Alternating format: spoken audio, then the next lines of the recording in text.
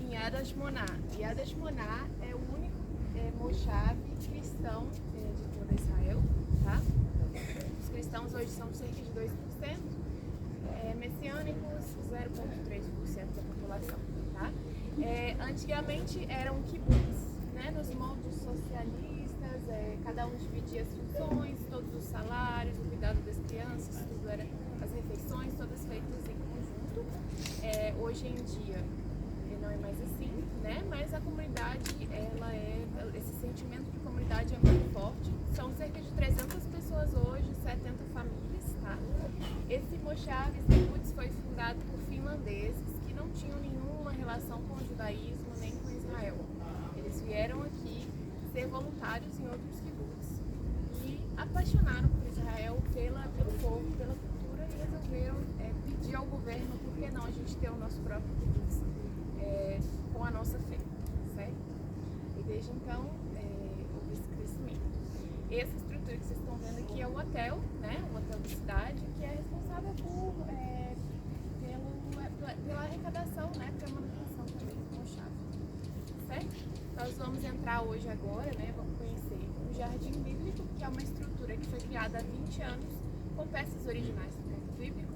Então, em vez, eu não gosto muito de ficar dando informação, igual o guia já deve ter enchido vocês de informação. Vamos falar hoje sobre a vivência do povo, como o povo vivia na época, né?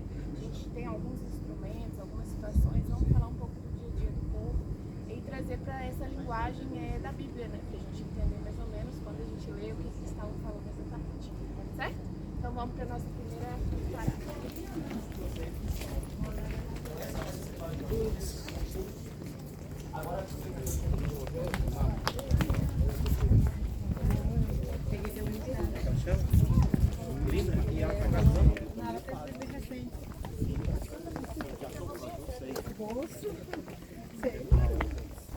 Aí ela, você, eu creio que ela vai contar. Ela está aqui no canal. Pode deixar aqui. Ano passado ela estava com uma chave que se chama Yad Hashmonah. Foi uma homenagem dos finlandeses fundadores. Eles resolveram prestar a 8 judeus que se refugiaram na Finlândia na época da Segunda Guerra Mundial. Inicialmente a Finlândia abrigou eles, mas mais tarde entregou eles ao governo nazista. Foram levados a Auschwitz. Desses 8 judeus, 7 faleceram lá no campo. Aí eles resolveram prestar essa homenagem do povo da Finlândia aos judeus que faleceram. Tá bom? E agora está aqui.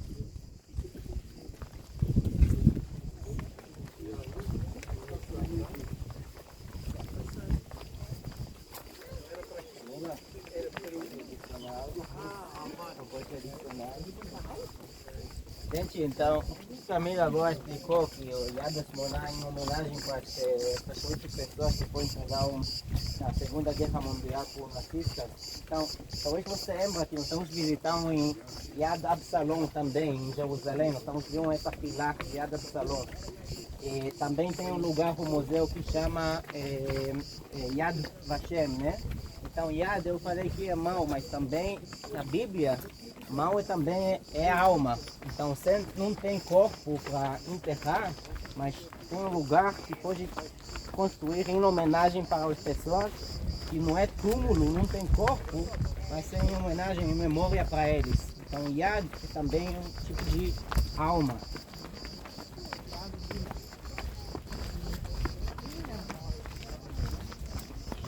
Só cheirar fios.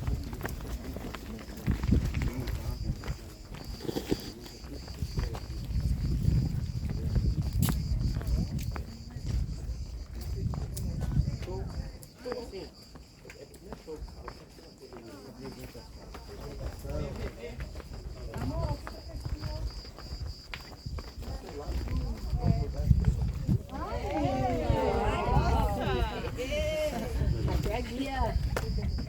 Até aqui gostou, né? Exemplar aí para os maridos.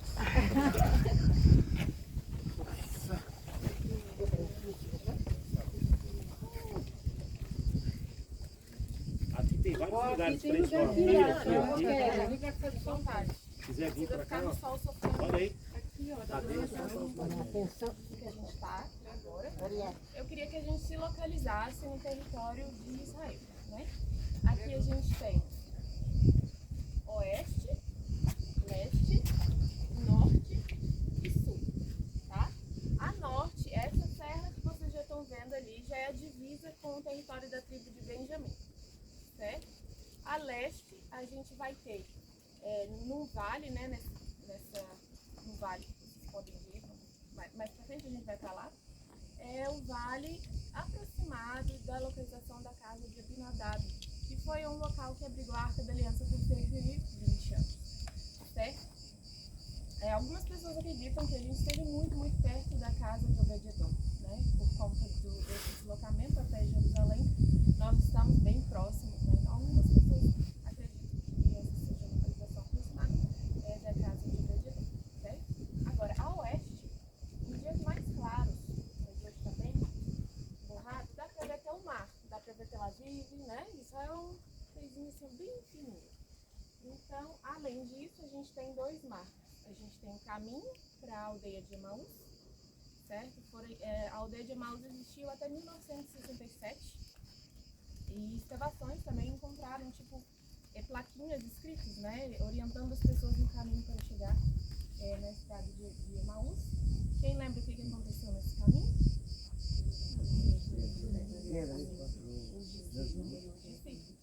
Outra questão também, esse vale que vocês veem, descida toda, é o vale do Aijalon, ou Aijalon, que aparece em Josué na Batalha do Sol e da Lua. Quando a Lua se detém no vale de Aijalon e o Sol em Gibeon. Vocês dão uma olhadinha lá no capítulo 9. Tá? Então, do mesmo modo que fisicamente a gente se encontra entre o Velho Testamento, entre a casa de Abinadab, e o Novo Testamento, o caminho para Emaús, as pessoas aqui de Yadesh Muná consideram que a gente também faça essa conexão com o Velho e com o Novo Testamento para as pessoas que moram aqui. Porque se for parar para pensar, ninguém tem nenhum motivo para pegar uma Bíblia e entender, né, qual que é, né, as pessoas locais daqui, judeus e tudo mais, qual que é a nossa fé, por que a gente acredita no que a gente acredita. E aqui é um lugar turístico, então muitos israelenses vêm conhecer e aproveitam para perguntar, que são curiosos, gostam de saber detalhes, né? Pode ser talvez a única oportunidade de ouvir falar de Cristo, certo? Bom, agora esse lugar aqui, ó. O que vocês acham que é isso aqui? É um lugar de casamento. Casamento, bar mitzvah, mas é uma sinagoga, né? Uma estrutura de uma sinagoga. Vocês já tiveram mais pro norte? Já? Então vocês já viram essas pedras escuras, já? Já. Pois é. Vocês estão vendo que as nossas pedras aqui não são escuras, né? Então significa que essa estrutura não é daqui. Essa é uma sinagoga do século III, que foi encontrada em Cafarnaum, no norte, e foi trazida para cá. E essa pedra escura é basalto, certo? Vamos pensar na vida do povo, né? Qual que era a função da sinagoga quando ela foi criada?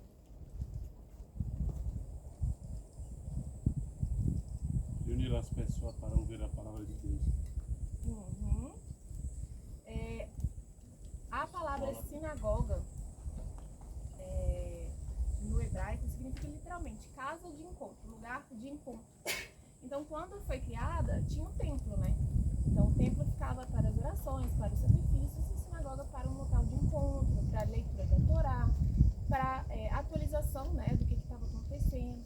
Paulo, quando ele visitava as cidades, o primeiro lugar que ele ia para a sinagoga, para ver o que está acontecendo, como está a igreja, como estão as pessoas, né, para fazer essa atualização, certo? Com a destruição do primeiro templo e o exílio, a sinagoga ela tornou mais importante. Ela não era mais só uma casa de encontro. Ela era, e como a gente tem essa passagem aqui, ó.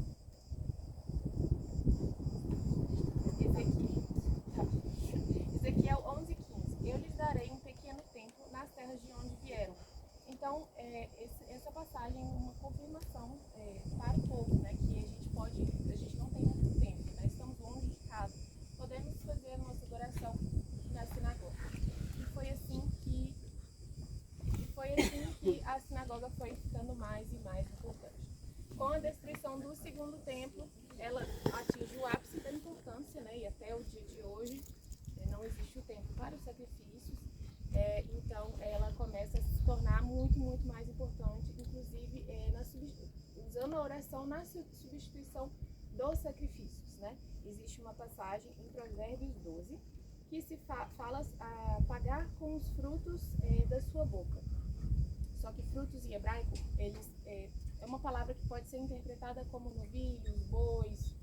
Então, a interpretação dos líderes religiosos aproveitaram dessa passagem para explicar para o povo que a gente não tem um local do sacrifício, mas a gente pode pagar o nosso sacrifício com as nossas orações. E daí veio a importância da sinagoga. Depois da destruição do segundo templo, tão importante que todas elas são construídas viradas para Jerusalém. Aqui a gente está virada para o oeste, né? Jerusalém para lá, mas porque a gente tem essa vista bonita e acontece casamentos, né? Festas aqui, certo? Vocês podem dar uma olhadinha, é uma pena que não tá com a melhor vista, tirar umas fotos e a gente já passa para outra, tá bom?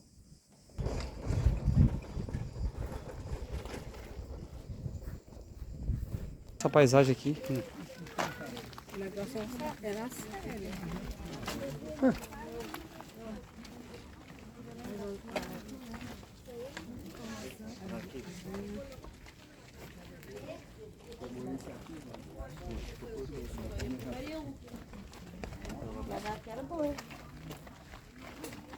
Por aqui também vamos falar da terra, né? Gente, vamos pensar, né? A terra prometida. A terra é cheia de pedra, toda seca. Olha o calor que nós estamos aqui, né? É verdade. Não? Mas vamos pensar um pouco, né? Como que eles precisavam manejar o solo antes de trabalhar? Primeiro, tirar todas as pedras. Primeira parte. Segundo, construir degraus, terraços. Tá vendo? Esse é um exemplo. Tá? E terceiro, fazer o plantio. Com esse tanto de pedra, vocês viram aquela estrutura? É a torre de guarda ou chomerá. Tá? É a torre onde o sentinela fica guardando a terra, certo? Costumavam ser bem maiores que aquela e guardavam ferramentas, às vezes as uvas depois de colher, porque está mais fresquinho, né? São 2 andares, um andar de baixo para armazenar e um andar de cima para a sentinela. E a gente vai falar da importância do fruto da colheita, mas pra vocês terem uma ideia, na época da colheita era tão importante para a família, para os fazendeiros, que eles vinham e passavam a noite na torre, certo? Porque o trabalho era muito, e ficar indo e voltando também não compensava, tá? Então, mais a questão da terra prometida. Gente, não é uma terra prometida porque é tanta pedra, porque é tão difícil plantar alguma coisa aqui. Mas vamos lembrar, lá no Egito, qual que era o trabalho deles? Fazer tijolo. Fazer tijolo. O que é tijolo? Material de construção. Olha aqui o nosso material de construção Já saindo pronto. da terra. Exatamente. Sem precisar Então fazer. é como se Deus falasse, tivesse esse cuidado extra e falado com as pessoas, olha, aqui vocês não vão fazer mais trabalho de escravo. O tijolo está pronto. Então vocês veem que é usado tudo hoje, né? Bastante pedra, é bonito. E é um material de construção que está pronto. Então é sim uma terra prometida, né? Se vocês pararem para isso. Bom, essa estrutura aqui é a eira. É o lugar de debulhar os grãos, certo? Então a gente tem os principais 3 produtos, né? Que é a uva, a azeitona e o trigo. E agora a gente vai falar do trigo. Como que funcionava? O trigo era colhido com a palha, tudo misturado, né? E coloca aqui. Levaram a madeira. Era uma madeira bem pesada. Eles amarravam. Tá aí? Tem uma só, né? E tem uma tábua bem grande e fina, com vários furinhos. Eles colocavam pedras bastante afiadas, amarravam num animal de carga e faziam rodar aqui. Então a pedra afiada e o peso fazia com que a semente separasse da palha, certo? E aí a segunda fase é separar toda essa bagunça, né? O que é a semente, o que é só a palha. Então a gente tem aqui um vento muito, muito forte de oeste para leste. Então como que eles faziam? Eles pegavam uma pá gigante, pegavam, né, essa mistura e joga para cima. A semente é mais pesada, ela vai cair e a palha o vento leva. Vocês lembram de alguma coisa na Bíblia falando O joio sobre e o trigo. exatamente, e também quando João Batista fala de Jesus, né? Que ele vem alguém que não sou digno de desatar as sandálias, a sua mão ele tem a pá para limpar bem a sua eira, tá? E juntar o trigo ao seu celeiro. O trigo vai ser juntado e a palha vai ser levada pelo vento e queimada, certo? Então vocês estão vendo que é a linguagem do povo, né? Da época. Outra linguagem, a parábola do bom semeador. No Brasil, ou em Portugal, você pega uma semente e joga na terra, caiu na terra, né? Plantou. Mas aqui não, né? A gente tem uns terraços. Então joga na terra, cai na pedra. Joga na terra, pisa em cima, morre. Joga na terra, cai aqui e frutifica. Então tem essas várias possibilidades. Então Jesus estava falando da vida do povo da época. Eles sabiam que era a vida do dia a dia, né? Que eles estavam fazendo todo dia. De novo, era tão importante a colheita que os fazendeiros eles iam dormir aqui para proteger de ladrões, né? Proteger de ameaças. Quem estava dormindo na eira? Boaz e Ruth. Aí Ruth veio, ele estava aqui, dormindo, guardando o trigo. Tá bom? Já? O que vocês sabem sobre isso? Queremos saber tudo que você sabe. Beleza. O que é isso aqui então? Um lagar, né? Lugar da prensa. Prensa de azeite. Então a gente está falando agora da segunda, na verdade da última do ano, né? A azeitona ela fica pronta lá para outubro, mais ou menos, né? Como que se colhe a azeitona aqui da árvore? Uma vara. Uma vara. Como é que fazia? Sacode a árvore. Sacode a árvore. Então eles colocavam panos embaixo, sacudiam, toda a azeitona caía e eles faziam a colheita. Qual que é a diferença da azeitona preta para verde? Tempo. Quem falou? Tempo de maturidade. Exatamente, não são árvores diferentes, são só, depende do momento que você vai tirar a azeitona da árvore, tá? Bom, ok, a gente está aqui no Get Shemanim ou no Beit Get, tá? Que é a prensa de azeite. Colhemos já a nossa azeitona da árvore, vamos colocar aqui primeiro. Essas são peças originais, tá? Da época. E funciona. Bem assim, engenharia de ponta. Essa pedra é pesadíssima, tá? Eles colocavam as azeitonas aqui e prendiam um animal de carga nessa madeira, tá? E iam fazendo o animal rodar. Com a prensa escorria o óleo, certo? Esse óleo aqui, dessa primeira prensa, tem um nome especial. Qual que é? Virgem. Extra virgem, exatamente. E aí fez o óleo, o azeite extra virgem. Quais são os usos do azeite extra virgem na época?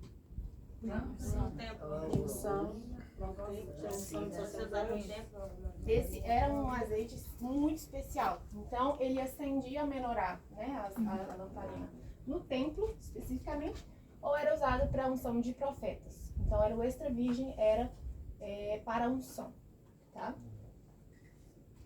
Principal unção. Aí beleza, já prensou bastante, só que sempre sobra uma coisinha que a gente pode aproveitar, né? Ainda tá sobrando bastante. Então nós vamos pegar esse conteúdo e vamos passar para a nossa segunda máquina. Tem um cesto aqui, tá vendo? E esse cesto ele não é fechado, ele é cheio de buraquinhos, certo? Então coloca o restante aqui dentro. Aqui a gente tem 3 pedras extremamente pesadas, não tem essa madeira, tá? E roda para subir cada uma bem devagar, uma e depois a outra, e aí vai fazer essa prensa mais pesada, tá? O azeite ele escorre e coletado aqui, nesse buraco. Alguns desses buracos costumavam ter mais de 1 metro de profundidade, porque é muito azeite. Como será que eles tiravam aí de dentro? Mas vai lá, 1 metro lá, uma concha gigante. Como é que eles faziam? eles colocavam água. A água é mais pesada, mais densa, e o óleo ele vai subir. E aí você já consegue colocar assim. Povo inteligente, né? E esse azeite aqui, qual que era a função dele?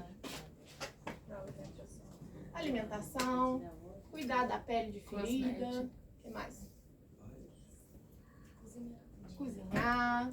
E a função mais importante desse segundo azeite, iluminar as lamparinas. Vocês já viram as bonitinhas assim? É fazer combustível, né, para trazer luz para as casas, certo? Então vamos pensar. Jesus, ele veio ao Getsemane, não esse, mas em outro, né? Na época da Páscoa, então não era a época da azeitona, estava vazio, não estava sendo usado. Ele foi prensado, foi um momento extremamente difícil, né? Foi um momento de muito sofrimento. Ele foi prensado pelos nossos pecados. E qual foi a consequência de todo esse sofrimento? São as duas: unção e a luz.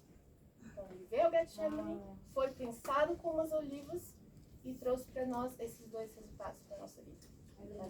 Amém. Aleluia. A gente já falou do trigo, tá faltando a uva, exatamente, né?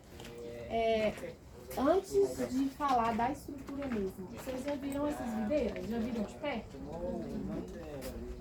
Vocês já viram podando uma videira? O que sobra depois da poda? O tronco, né? Aquela coisa seca, você olha e fala assim, meu Deus. E como que a gente sabe qual galho a gente poda e qual que a gente não poda? Qual que a gente joga fora? Porque não dá fruto. Mas qual que não vai dar fruto? Porque eu preciso saber para cortar. Tá Se assim. não tem tá velho, não dá fruto.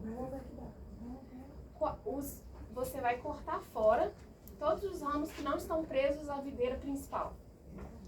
Você vai manter para dar fruto todo o ramo que está firmemente preso na videira principal, na videira verdadeira. Né? Vocês lembram quem está lembrado aí? Eu sou a videira verdadeira, vocês são os ramos. Né? Quem estiver firmemente, quem estiver em mim, produzirá muito fruto. Quem não estiver, vai ser cortado, lançado ao fogo. Né? Então, de novo, é a vida do povo. Ele não estava falando, estou falando aqui uma coisa que ninguém entende, né? Não, estou falando que o povo faz todos os dias, né? E essa estrutura aí é a prensa de uva, certo? Ela é muito grande, vocês vão ver. Essa é sofisticada, é grande, então ela poderia ter alguns usos, né? Pelo fato dela ser tão grande assim. Ela poderia ser para comércio, né? Para vender, produção em larga escala. Ela poderia ser para dividir entre várias famílias, que ali tem espaço para fazer muito vinho, muito suco. Ou ela poderia ser de um monastério, e foi isso que a gente foi descoberto. É uma prensa que é do século 4 ao 7 depois de Cristo, de um monastério, tá? Tá vendo essa casinha ali? Uma casinha ali. E ela se chama ocá.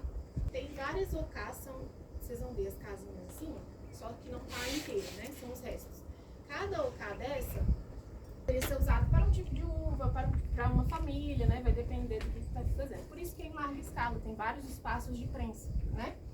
Então a uva, ela é colocada, vocês vão ver, tem um buraquinho em cima do ocá. Então a uva é colocada ali em cima. Geralmente eles trazem o animal de carga num caminho no nível dessa ocá, colocam toda a uva lá e começam a pisar lá dentro, né? Por que não pode pisar de tênis? Sapato. Se esmagar a semente, o que acontece? Amarga. Exatamente. É uma questão de delicadeza, né? E era um momento muito feliz. Você estava fazendo a colheita, você estava fazendo o vinho, você estava fazendo o suco.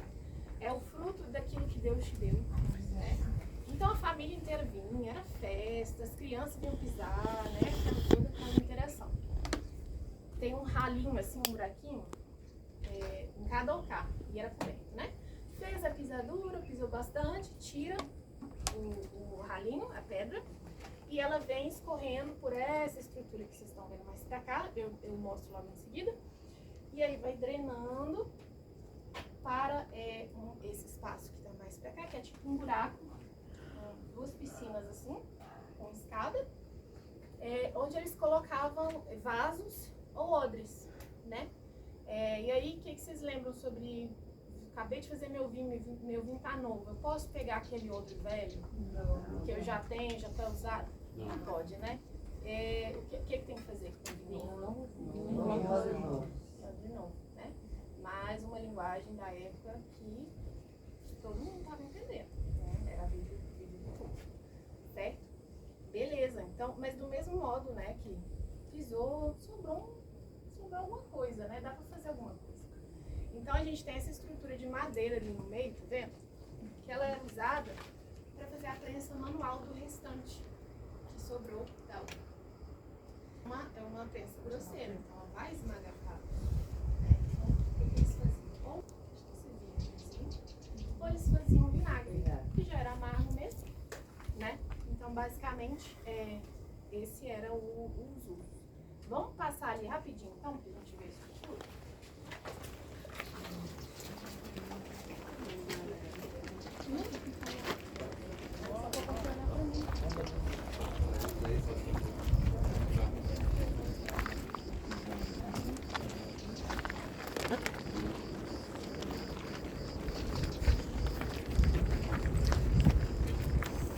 Então, ou cá, ó a videira aqui, ó o tronco. Essa é a verdadeira, tá? E aí sai todo o vinho, escorre, vem pra cá, onde eles colocam o odre e os vasos para fazer o recolhimento. E aqui, como essa obra de arte aqui foi encontrada na Jordânia, ela tá até dando uma dica de como fazia, né? Com essa estrutura aqui no meio. Coloca o restante da uva e faz a prensa manual, tá? É para fazer o vinagre ou o vinho amargo, certo? Nós vamos ver ali mais para cima, no caminho de volta, uma prensa de vinho familiar. Essa é simples, essa aqui é muito chique. Essa aqui dá para fazer muita coisa. Nós vamos ver uma mais simples aí sim. Desde o começo. Lá em cima tem Agora, nossa hoje em dia,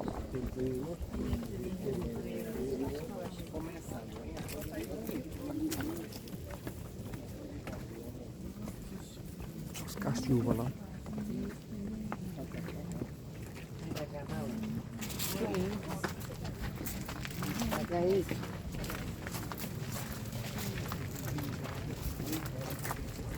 Os cachos de uva.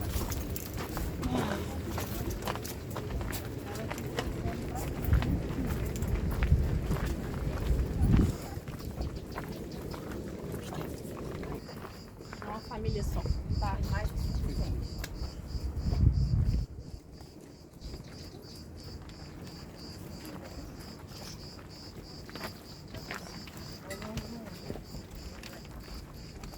Aqui é uma estrutura de uma família só. Uma família só aqui. Puxa, família grande. Uns 12 filhos, né?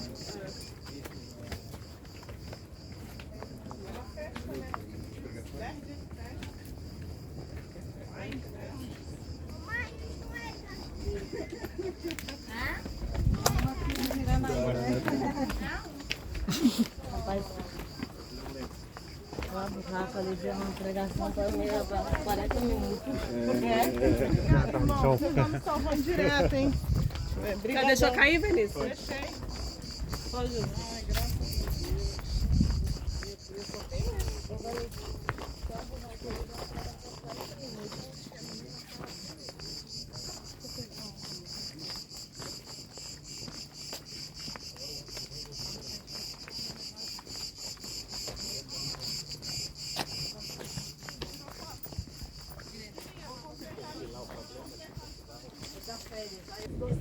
Tenham gostado.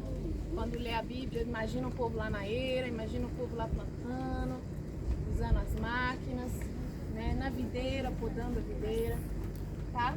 E orem por nós, por esse kibbutz, tá bom? E boa viagem de volta, né? Vocês estão voltando amanhã? Ano que vem estamos de volta. Sim. Estaremos por aqui. Ok, Camila. Obrigada. Obrigada. Obrigada.